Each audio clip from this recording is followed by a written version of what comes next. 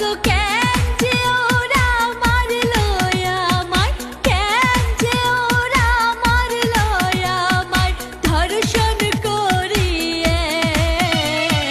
তুই মা জননী সইতে পারবি না আসলে আমার লাশের পাশে, তুই মা জননী সইতে পারবি না আসলে আমার লাশের পাশে।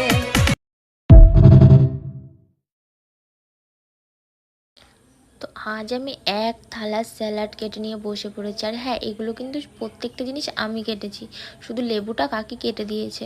কারণ আমি যখন লেবু কাটতে গেছি তখন আমার নোকের একটা কোণা না কেটে গেছে। তো সেই কারণে কাকি বললো, দে তোর দ্বারা আর হবে না কিছু, আমিই কেটে দিচ্ছি। তো আমি এদিকে স্যালাড কেটে নিয়ে সব কিছু রেডি করে আমি এদিকে মনোযোগ সহকারে স্যালাড সাজাচ্ছিলাম। কারণ আমি এই কুড়েমি কাজগুলো না খুব ভালোই পারি, মেন কথা এটাই।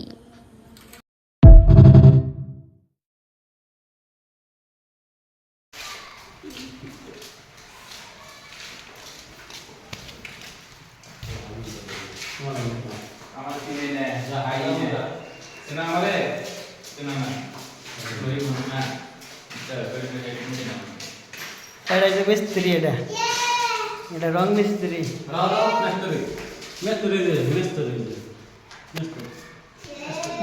ফাউল তো হতো কেন মিস্ত্রি মিস্ত্রি না ছোটো মালা কম কি মিস্ত্রি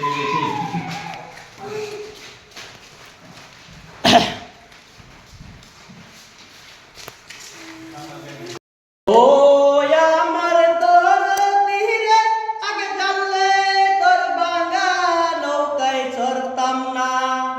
ও আমার দরদি রে, আগে জানলে তোর বাঙা নৌকায় চড়তাম না। ও আমার প্রাণের বন্ধু রে, আগে জানলে তোর সাথে পিরিত করতাম না। ও